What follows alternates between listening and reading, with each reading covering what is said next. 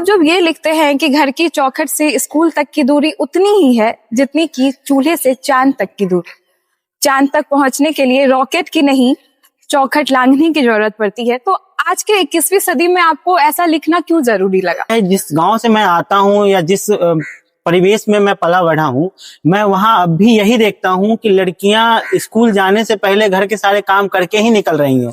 आदित्य, आपकी जो पहली किताब है उसका नाम है नदियां नहीं रुकती। आज हम भी नदियों के बीच में है। मैं ये जरूर जानना चाहूंगी कि आपके लिए नदी क्या प्रतीक है? मेरी हर कविताओं में आप देखेंगे तो कहीं न कहीं समाज को मैं ताने दे रहा हूँ, गाली दे रहा हूँ या उनसे सवाल कर रहा हूँ। हजारी प्रसाद द्विवेदी का एक कोट है कि हर जाति जो है अपने से नीचे एक जाति खोज लेती है। सारा खेल जो मुझे लगता है ना कि ये वर्चस्व का खेल है कि जो दलित पिछड़े हैं तो वो जिस तरीके से खुद को अवेयर कर रहे हैं, आगे आ रहे हैं, तो वो बाकी जो सवर्ण है उसके प्रति एक अलग तरह का आक्रोश लेके आ रहे हैं। बिल्कुल। जबकि उनको ये समझना चाहिए, ठीक है आपके साथ एक समय में इस तरह का अन्याय हो रहा था, अत्याचार हो रहा था, ठीक बात है, लेकिन ये उनके पूर्वजों की गलती थी, तो ये गलती आप मत दोहराइए कि उन्नत साहित्य जब तक लोगों के बीच नहीं पहुंचेगा, लोग नहीं पढ़ेंगे, शायद इतने आसानी से संभव नहीं है कि इस तरह का समाज एकदम से परिवर्तन हो जाए या बदल जाए। अंधेरा भी जरूरी है, धूप भी जरूरी है। तो मुझे लगता है कई बार अंधेरा अकेलापन अवसाद लेके आता है, तो उस समय एक साथी की जरूरत है, तो उस नजरिए से लोगों ने लिखा होगा। और मुझे लगता है कि धूप के साथ आती है, तो मुझे लगता है कि मेरी प्रेमिका मेरी उम्मीद बन के आएगी, तो मैंने इसलिए धूप का आना प्रेमिका के आने जैसा है, तो शायद मुझे ऐसा ही लगता है, इस वजह से मैंने लिखा कि कब हम समाज को एक अच्छा समाज, कहने लायक समाज बना पाएंगे।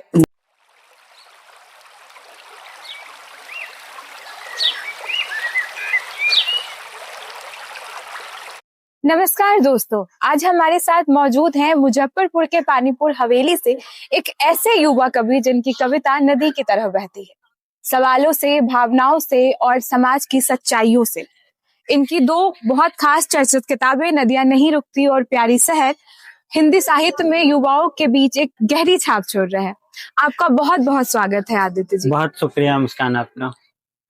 सबसे पहले तो हम ये जानना चाहेंगे कि कविता के प्रति आपका रुझान कैसे आया? ये सवाल तो बड़ा मुश्किल है, लेकिन एक दिन में तो आया नहीं है, जाहिर सी बात है। ये एक प्रक्रिया रही है। माहौल एक होता है शुरू से कविताओं का, साहित्य का, वो रहा, लेकिन उस समय ऐसी कोई भावना नहीं रही कि कविता लिखना है या कहना है, ऐसा कुछ नहीं था। वो पढ़ने के दरमियान हुआ कि मैं जब लिटरेचर पढ़ने लगा और चीजों को समझने लगा, तो एक अभिव्यक्ति के रूप में कि मैं कह सकूं, अपनी बात रख सकूं, तो मुझे एक कविता ही माध्यम के रूप में दिखी कि मैं लिख सकूं, तो बस वैसे ही लिखना शुरू किया। अगर हम आपकी पढ़ाई की बात करें तो आपका पहला, आप हिस्ट्री के स्टूडेंट रहे हैं और उसके बाद आप हिंदी साहित्य से पीजी कर रहे हैं, तो आपको क्या लगता है ये जो ट्रांसफॉर्मेशन है एक हिस्ट्री से लेकर के हिंदी साहित्य तक का, तो आप में किस हिसाब से बदलाव आए? मैं जब दिल्ली आया था तो उस समय मैंने स्नातक कर लिया था इतिहास से, लेकिन यहाँ आने के बाद मैंने जब वो लिटरेचर पढ़ना शुरू किया तो वो काफी ज्यादा मतलब रुचि आ गई थी उसमें। मुझे लगा कि यार ये अच्छी चीज है, मुझे भा रही है, मेरे मन की चीज है। तो फिर मुझे लगा कि जब मैं ये पढ़ ही रहा हूँ तो इसका एकेडमिक नॉलेज भी हो तो ज्यादा बेहतर रहेगा, और उसी बहाने मुझे और ज्यादा पढ़ने को मिल जाएंगी किताबें। बिल्कुल। तो इस वजह से शायद मैं इस तरफ बेहतरीन। आपने अभी बताया कि आप जब दिल्ली आए पढ़ने के लिए तो आपकी रुचि विभिन्न चीजों में बढ़ती गई, लेकिन सर आप जब ये लिखते हैं कि घर की चौखट से स्कूल तक की दूरी उतनी ही है जितनी कि चूल्हे से चांद तक की दूरी, चांद तक पहुंचने के लिए रॉकेट की नहीं चौखट लांघने की जरूरत पड़ती है, तो आज के 21वीं सदी में आपको ऐसा लिखना क्यों जरूरी लगा? ये सवाल मुझसे ना कई लोगों ने पूछा है और मुझे बड़ा ताजुब लगता है। कुछ लोग मजाक भी बनाते हैं कि रहबर हमेशा चूल्हा चौखट इन्हीं सब में उलझा रहता है, कि कविता इन्हीं सब के आसपास घूमती रहती है। लेकिन मुझे लगता है कि मेट्रो सिटी में रह के इस तरह के बातों पे आप हंस सकती हैं, अब बोल सकते हैं लोग कि अरे यार ये सबसे तो ऊपर उठ गए, लेकिन मुझे लगता है जिस गांव से मैं आता हूँ या जिस परिवेश में मैं पला बढ़ा हूँ, मैं वहां अब भी यही देखता हूँ कि लड़कियां स्कूल जाने से पहले घर के सारे काम करके ही निकल रही हैं। हो सकता है कि अगर घर में 2-4 मेहमान आ गए हैं तो उस दिन उसको स्कूल भी ना जाना पड़े, वो ना जाती है, ऐसा है। तो वो मैं शुरू से देखते आ रहा हूँ आसपास। तो मुझे लगता है कि सिर्फ एक मेट्रो सिटी या दिल्ली से हम पूरे भारत का मूल्यांकन नहीं कर सकते। तो मैंने गांव में जैसा देखा, मुझे लगता है कि अभी भी लड़कियां चूल्हे चौखट में ही सिमट के रह गई हैं। तो उनके लिए सबसे बड़ी चुनौती अगर कुछ है तो वो चौखट लांघना ही है, और जिस दिन वो चौखट लांघ लेंगी तो चांद तक पहुंचना बड़ी बात नहीं है उनके लिए। बिल्कुल, चौखट जिन्होंने लांघा है वही आगे इतिहास रच रही है। आदित्य, आपकी जो पहली किताब है उसका नाम है नदियां नहीं रुकती। आज हम भी नदियों के बीच में है। मैं ये जरूर जानना चाहूंगी कि आपके लिए नदी क्या प्रतीक है? मेरे लिए नदी जो प्रतीक है वो निरंतर चलते रहने का है। हम जैसे लोग जो हमेशा संघर्षरत हैं, जो स्ट्रगल के दौर में है या कर रहे हैं, तो मुझे लगा कि हम सब वो नदी हैं जो अभी उस प्रोसेस में है, उस संघर्ष में है, जो निरंतर बह रहे हैं, रुक नहीं रहे हैं। तो मुझे लगा कि ये जो मेरी इच्छा है, जो नदी है, वो नदियां नहीं रुकनी चाहिए, और वो एक सही रास्ते पे, सही मार्ग में, जो मैं सोच पा रहा हूँ, देख पा रहा हूँ, तो उस रास्ते, उस राह पे बढ़ते रहना है, बहते रहना है। तो इस वजह से मैंने ऐसा कुछ सोचा कि ये बेहतर होगा।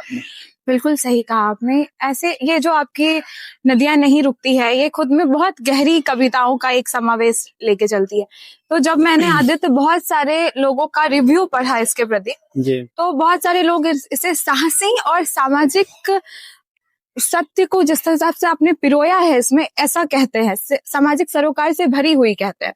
तो आपको क्या लगता है कि ऐसा कौन सा भाव है जो हर कविता में कहीं ना कहीं आपको एक वही भाव आते हैं, कुछ कॉमन भाव? हाँ, आप इसको या तो इसका दोहरावपन कह सकते हैं या रिपीटेशन कह सकते हैं। मुझे लगता है कि मैं समाज से बहुत नाखुश हूँ। मेरी हर कविताओं में आप देखेंगे तो कहीं ना कहीं समाज को मैं ताने दे रहा हूँ, गाली दे रहा हूँ, या उनसे सवाल कर रहा हूँ, क्योंकि समाज एक दिन में बना नहीं है। समाज मतलब सालों, हजारों, लाखों साल पुराना समाज है ये। लेकिन दिक्कत ये है कि उस समाज में जो बदलाव चाहिए, समय के साथ जो अपडेट होना चाहिए था, वो होता नहीं है। तो मुझे उस बात से चिढ़ होती है। तो इस वजह से मैं बार बार समाज को ही हाल फिलहाल की एक घटना है जिसमें एक दलित प्रेमी को इसलिए मार दिया गया कि वो दलित और लड़की अपर कास्ट थी। अभी 2-4 दिन पहले की घटना है जो काफी ट्रेंड कर रही है। तो मुझे समझ में नहीं आता कि क्या दिक्कत है। जब दो लोग तैयार हैं, शादी के लिए तैयार हैं, तो समाज की इसमें उनके घर की रोजी रोटी वो खा रहे हैं या उनके घर से पैसे चुरा के ला रहे हैं, वो अपना जीवन जीना चाह रहे हैं। तो फिर आप होते कौन है उसमें ताकाझाकी करने वाले, इस तरह से हस्तक्षेप करने वाले? बिल्कुल, आपने जिस केस का जिक्र किया वो तो अपने आप में बहुत बड़ा केस है ही, और ऐसे हजारों केसेस हैं। लेकिन आदित्य, आपने जो इस केस का जिक्र जो किया है, ये कुछ महीने पहले की बात है, जिसमें लड़की अपर कास्ट थी और लड़का जो था वो दलित से। लेकिन अगर आप अभी के दो दिन पहले वाले केस का जिक्र कर रहे हैं, आंचल और सक्षम का, तो अगर आप इसमें गहराई में जाएंगे तो आपको पता चलेगा कि लड़की एसटी समुदाय से थी और लड़का एसटी समुदाय से था। तो इस जो आप जो जाति का जो भेदभाव आप कह रहे हैं, आपको कितना सही लगता है कि जब हम जातिगत भेदभाव को सिर्फ अपर कास्ट से रिलेट करते हैं? क्योंकि जब हम ग्राउंड रियलिटी में जाए तो हम देखते हैं कि हर जाति अपने नीचे एक जाति ढूंढती है और उसे दबाने की उतनी ही कोशिश करती है जितना एक अपर कास्ट इंसान एक दलित को दबाने की कोशिश करता है। ये जो आपने कहा ना, हजारी प्रसाद द्विवेदी का एक कोट है कि हर जाति जो है अपने से नीचे एक जाति खोज लेती है। सारा खेल जो मुझे लगता है ना कि ये वर्चस्व का खेल है सारा।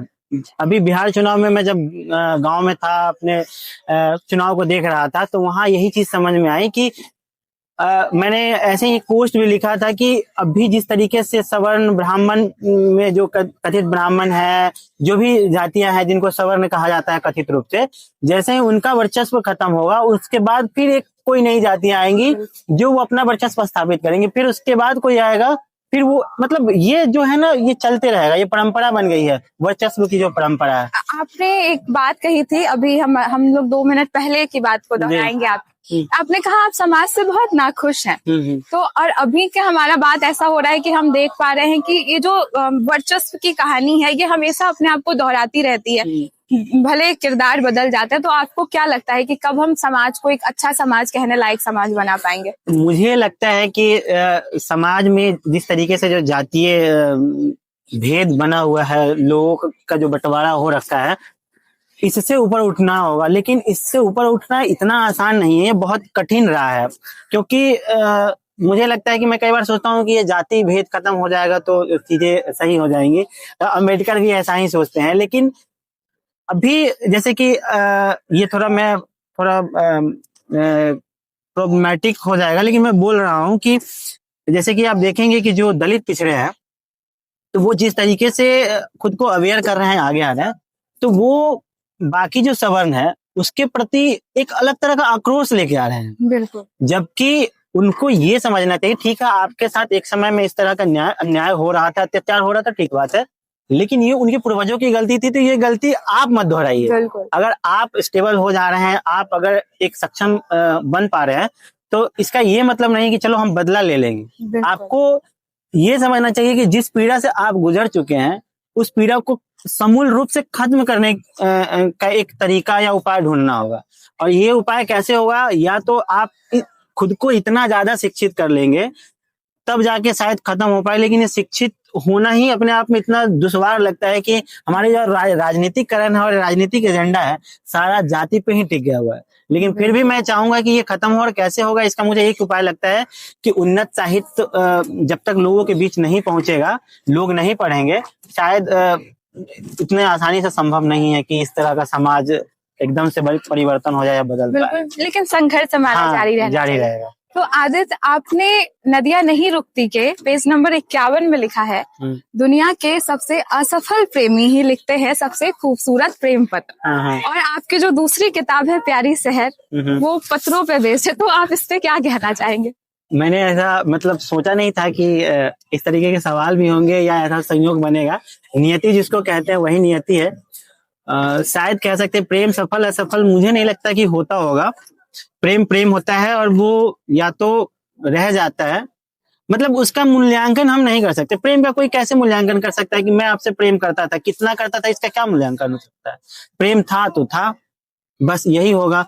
हाँ, प्रेम असफल था, हम ये जानना चाहते हैं। समाज ने जो एक मापदंड बना दिया है कि प्रेम का एक कि अगर मान लीजिए कि मैं किसी से प्रेम करता हूँ, तो उस प्रेम को हम अंतिम समय तक निभाएं। और अंतिम समय क्या तय कर दिया गया है कि शादी अगर हो जाए तो वो प्रेम सफल है। मुझे अब लगता है कि ऐसा नहीं है कि मुझे लगता है प्रेम की सफलता की अगर परिभाषा होनी चाहिए, तो मुझे लगता है कि ये होनी चाहिए कि प्रेम सफल कैसे है कि आप जितने समय तक रहे हैं, एक दूसरे के प्रति कितने ईमानदार रहे हैं, या एक दूसरे को कितना ज्यादा प्रभावित कर पाए हैं, या कितना ग्रो करवा पाए, तो यही एक प्रेम सफल है। बाकी इसके अलावा मुझे नहीं लगता कि प्रेम असफल है। और दूसरी किताब जो मेरी आई है वो मेरी असफलता है प्रेम में, ये नहीं पता मुझे, लेकिन कह सकते हैं कि हाँ ऐसा हो सकता है। अच्छा आदित्य, हम लोगों ने हमेशा कहा, पढ़ा और सुना है कि रात के अंधेरे में ही प्रेमी को प्रेमिका की याद आती है, लेकिन जब आप लिखते हैं कि धूप का आना तुम्हारा आना लगता है, तो आप क्या प्रेमिका को एक ऐसे कभी मैं समझती हूँ जिसने प्रेमिका का आना धूप के आने से लिखा है, तो आप क्या कहना चाहते हैं? सबके अपने अपने बिंब हैं, अपने अपनी उपमाएं हैं, लेकिन मुझे लगता है कि अंधेरा भी जरूरी है, धूप भी जरूरी है।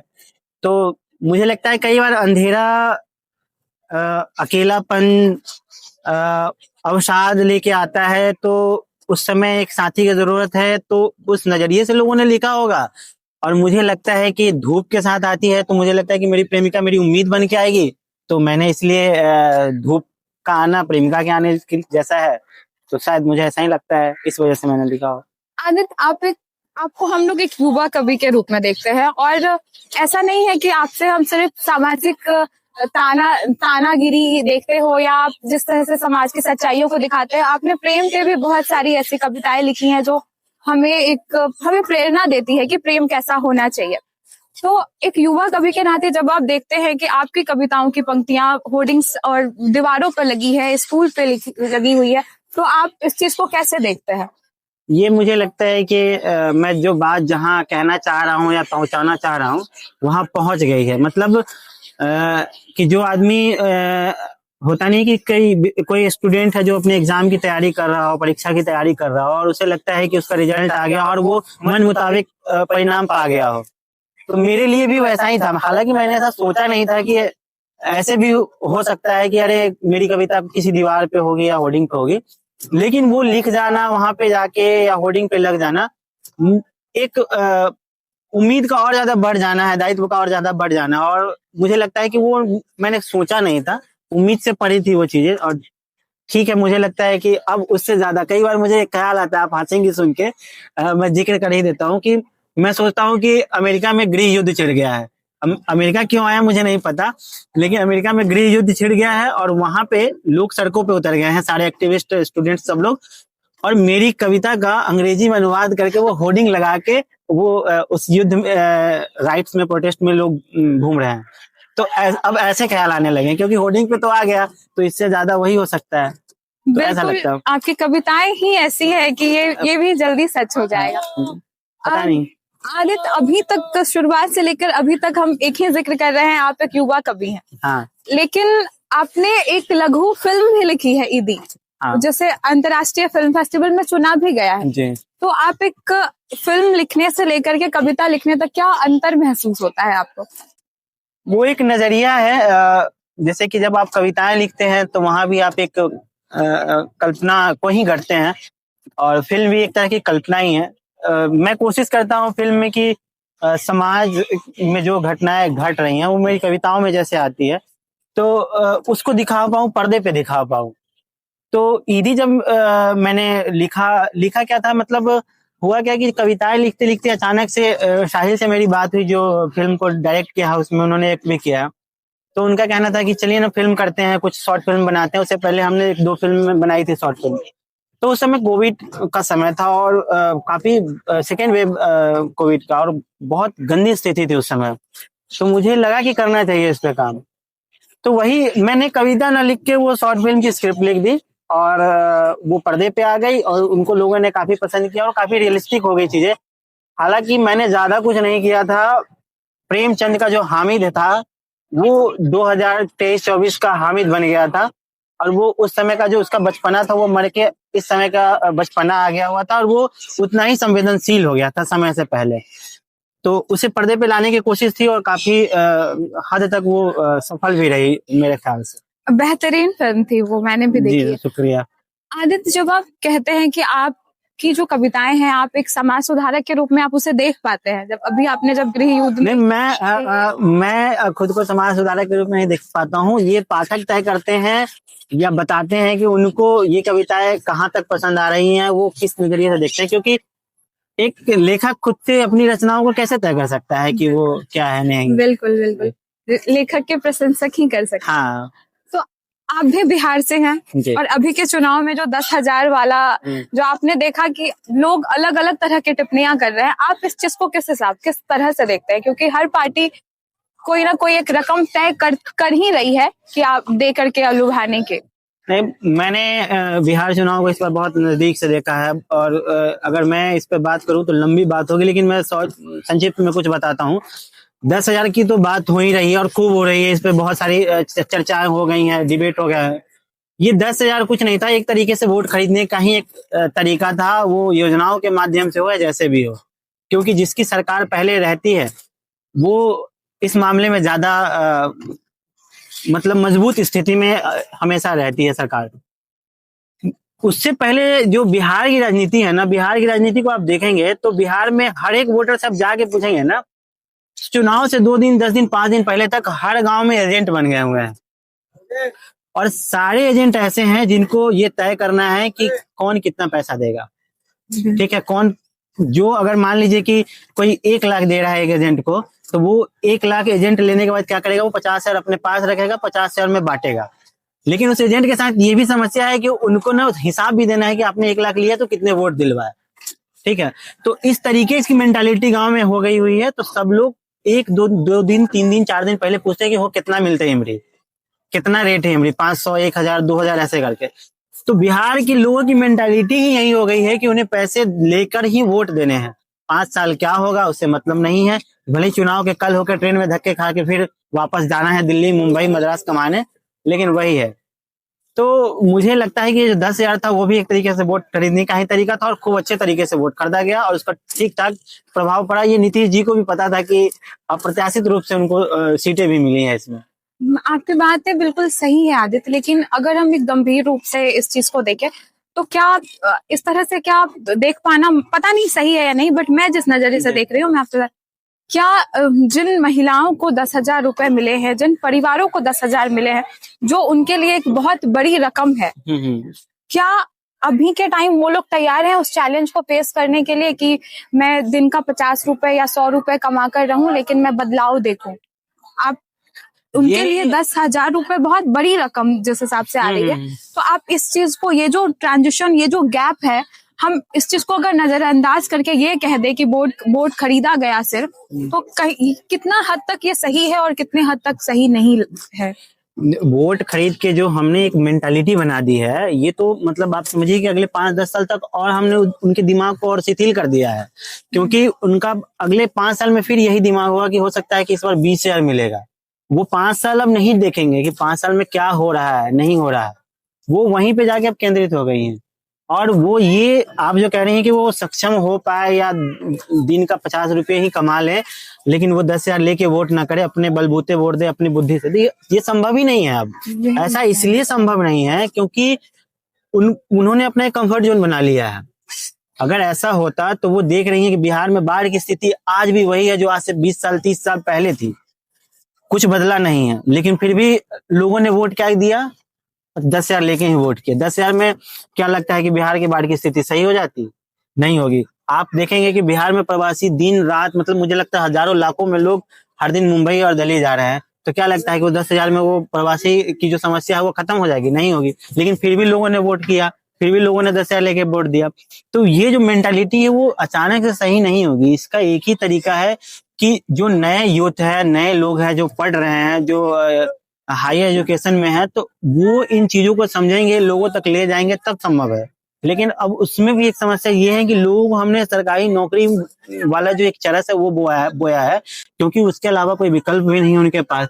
तो लोग वो मशीन बनते जा रहे हैं, वो रोबोट बनते जा रहे हैं कि मुझे किसी तरह मैथ रीजनिंग जीके पढ़ के नौकरी ले लेनी है और दुनिया में फिर क्या हो रहा है उससे मतलब नहीं है, फिर वो भी 10,000 लेके ही वोट करेंगे। तो ये स्थिति हो गई। तो समस्या यहाँ है।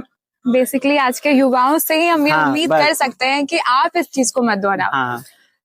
आदित्य, एक आखिरी सवाल मेरा ये रहेगा कि आपकी कविताएं जो है, इसका बहुत हाईलाइट होने का जो शीर्षक श्रेय जाता है, आपकी जो कविता है उसके हाईलाइट होने का श्रेय बहुत सारे इंस्टाग्राम डिजिटल प्लेटफॉर्म के जो यूजर्स हैं उनको जाता है। तो आप जो साहित्य का ये चलन जो सोशल मीडिया पे आया हुआ है, जिसके वजह से बहुत ज्यादा साहित्य का विस्तार भी हो रहा है, तो इस चीज को आप कैसे देखते हैं? मुझे तो लगता है कि मैं खुद सोशल मीडिया से ही आया हूँ, या सोशल मीडिया नहीं होता तो शायद मैं बहुत देरी से आ पाता या नहीं भी आता। तो सोशल मीडिया के बहुत सारे प्रभाव हैं, नकारात्मक भी है सकारात्मक है, लेकिन मैं सकारात्मक बहुत ज्यादा देखता हूँ, नकारात्मक भी है लेकिन कम है। मुझे लगता है कि पिछले 2-3 सालों में जिस तरीके से हिंदी साहित्य को जितना मतलब बढ़ावा मिला है, ये अपने आप में आश्चर्यजनक है। विनोद कुमार शुक्ल का ही अगर हम उदाहरण ले ले तो उनको इतनी सारी रॉयल्टी मिला, इंस्टाग्राम पूरा पट गया, दीवार में खिड़की रहती है। बिल्कुल, अभी मैं पूछने ही वाली थी। तो ये इंस्टाग्राम के बदौलत ही संभव हुआ है। आज जो बच्चे दीवार में खिड़की रहती थी जान पा रहे हैं, गुनाहों का देवता गोदान या जो भी क्लासिकल नॉवेल जो भी पढ़ पा रहे हैं, वो मुझे लगता है कि इंस्टाग्राम की वजह से ही पढ़ पा रहे हैं। नहीं तो शायद वही लोग पढ़ पाते थे जिनके घर में चाचा प्रोफेसर हैं, भैया पढ़ते हैं या पापा पढ़ते थे, वही लोग। आम जो नए युवा है उन पे दोष हमेशा लगाया जाता था कि अरे ये लोग तो बस ऐसे ही हैं, इन लोगों को तो लिटरेचर से मतलब नहीं है। उन्होंने रील देख के ही पढ़ना शुरू किया है। तो उसे इग्नोर नहीं किया जा सकता सोशल तो मीडिया। बहुत सारे जो ट्रेडिशनल लोग हैं, हाँ। मैं ट्रेडिशनल क्यों कह रही हूँ ये भी है कि जो किताबों से ही पढ़ना जिनको लगता है कि सही है, वरना वो लोग क्रिटिसाइज करते हैं हमारे जैसे कवियों को, मतलब हमारे जैसे रीडर्स को जो हम लोग सोशल मीडिया से पढ़ते हैं। तो क्या आपको ऐसा लगता है कि अब के समय में हमें कहीं ना कहीं सोशल मीडिया को बहुत अच्छे से अपनाने की जरूरत है, ताकि बिल्कुल, मुझे लगता है कि अपनाने की जो क्या सब अपनाना शुरू कर चुके हैं। आप देखेंगे कि बड़े बड़े प्रकाशक जो पहले सिर्फ ऐसे ही ऑफलाइन थे, सबने ढंग से रील बनाने शुरू कर दिए। राजकमल, वानी, जो भी अच्छे प्रकाशक हैं, जबकि उनको जरूरत भी नहीं है, नहीं करते, लेकिन उनको पता है कि मुझे आना पड़ेगा इंस्टाग्राम पे, नहीं तो वो रीच नहीं मिल पाएगी जो बाकी लोगों को मिल रही है, जो नए लिखने वाले या जो आ रहे हैं इस क्षेत्र में वो कर पा रहे हैं। तो मुझे लगता है कि सोशल मीडिया, इंस्टाग्राम को ज्यादा अच्छे से इसलिए भी आना चाहिए कि जो पढ़ रहे हैं, हम जैसे लोग पढ़ रहे हैं या अच्छे कंटेंट पढ़ रहे हैं या उस पर कुछ काम कर रहे हैं, तो ऐसे लोगों को और ज्यादा आने की जरूरत है, क्योंकि कूड़ा भी आ रहा है साथ साथ। बिल्कुल। तो कूड़ा आ रहा है तो उसके साथ साथ अच्छी चीजें अगर नहीं आएंगी तो लोग उस तरफ भी चले जाएंगे ना। तो उसके लिए बाकी बहुत सारे प्लेटफॉर्म हैं जो कर रहे हैं, और हम लोगों को भी इस क्षेत्र में अच्छे इन्फ्लुएंसर की जिम्मेदारी होनी चाहिए कि वो भी आए जी। और अंत में तो आदित्य, आपसे तो बात करके बहुत अच्छा लगा। और मैं चाहूंगी कि आप अपनी किसी अच्छी कविता को सुनाए दर्शकों को। मैं अपनी कविता, मुझे तो अपनी कविता ही याद नहीं रहती है, लेकिन फिर भी एक कविता मैं सुना देता हूँ कि वही छोटी सी कविता है, क्योंकि जिस तरीके का समाज अभी हो गया है कि प्रेम कितना मुश्किल भरा हो गया हुआ है, कि तुमने जिस शाम पकड़ा था मेरा हाथ, टूट चुकी थी कई बेड़ियां। जाते समय जब तुमने कहा मिलते रहा करो, टूट चुकी थी कई दीवारें। इतिहास की किताबों से कहीं ज्यादा तुम्हारे साथ रहते हुए जाना कि प्रेम दुनिया की सबसे बड़ी क्रांति है। तो सबको प्रेम करना चाहिए और खूब करना चाहिए। जितनी ज्यादा नफरतें बढ़े उससे दोगुनी मात्रा में हमें प्रेम करना चाहिए और दिखाना चाहिए, ताकि इस तरह के जो नफरती लोग हैं उनके मुंह पे एक तमाशा लगे। बहुत अच्छा लगा आदित्य आपसे बात। मुझे